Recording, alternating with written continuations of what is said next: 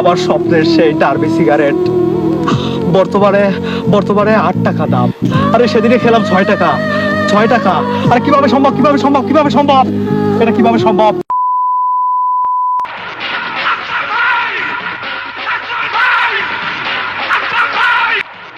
এ ভাই দাঁড়ান ভাই, ভাই একটা বিড়ি দিয়ে যান ভাই, সারা দিন খান আজকে একটা বিড়ি দেন ভাই, শান্তি দাও ভাই। এই এই এই, তোরা কি কইলি? তোরা আমার কাছে বিড়ি চাইছিস? এই তোরা আমার কাছে বিড়ি চাস? তোরা আমার কাছে বিড়ি চাস? আরে বিড়ি চাস, বিড়ি চাস, বিড়ি চাস? আমি এখন বিড়ি খাওয়া বাদ দিয়েছি। বিড়ি এখন আমি খাই না। বিড়ি কিভাবে খাবো?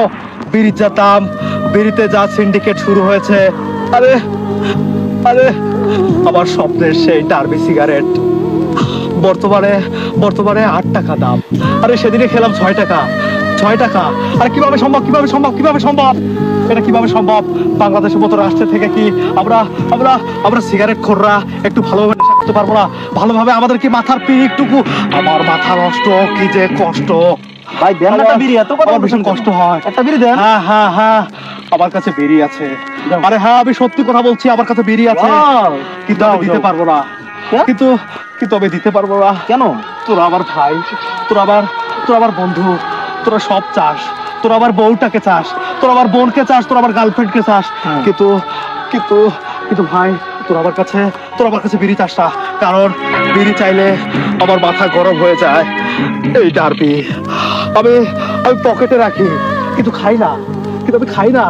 ও ভাই কেন? আমি এই বিড়ি এভাবে এবার প্যাকেট থেকে উন্মোচন করে নাকের কাছে নিয়ে ঘ্রাণ রেখে আবার আবার আবার জায়গা মতো রেখে দেই, কারণ কারণ খেলে ফুরিয়ে যাবে। খেলে 8 টাকার গুয়া মারা সারা, হয় কি? 8 টাকার গুয়া মারা সারা। আরে আমি তো ডার্বি খাই, ডার্বি খাই, ডার্বি খাই। যারা লাকি খায়, পেনসুর খায়, যারা যারা গোল্ডলিপ খায়, আমার থেকে আমার থেকে আমার থেকে তাদের কষ্ট বেশি। এই তোরা কি খাস? তোরা কি খাস? সত্যি করে বল, তোরা কি খাস? ডার্বি। ডার্বি? এই তোরা তো আমার মতোই ডার্বি খোর। 8 টাকার মধ্যে তোরা সীমাবদ্ধ আসির জন্য তোদের কষ্ট হচ্ছে না, তোরা আন্দোলনে নেমে পড়িসনি। কিন্তু আমার বিশ্বাস যে উপদেষ্টাদের মতো আমাদেরও বাংলাদেশের মধ্যে একটা বিড়িখোর কল্যাণ সমিতি প্রতিষ্ঠা করা দরকার।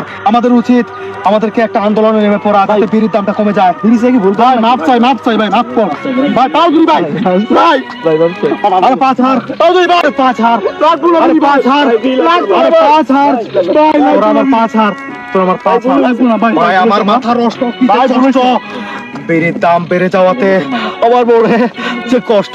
আর তোরা এই এই এই এই তোরা কি করলি? তোরা কি করলি? এটা আমার আমার আমার সব ধ্বংস করে দিয়েছে। আমার আমার আমার ডার্বির প্যাকেটে দুইটা ডার্বি ছিল। আরে আমার আম্মা চান ডিম বিক্রির টাকা দিয়ে আমি আমি আমি আমার বাবার পকেট থেকে টাকা চুরি করে সেই টাকা দিয়ে আমি দুইটা ডার্বি কিনেছি। আরে আরে ওরা তো বেঈমান, ওরা বেঈমান ভাই, ওরা বেঈমান।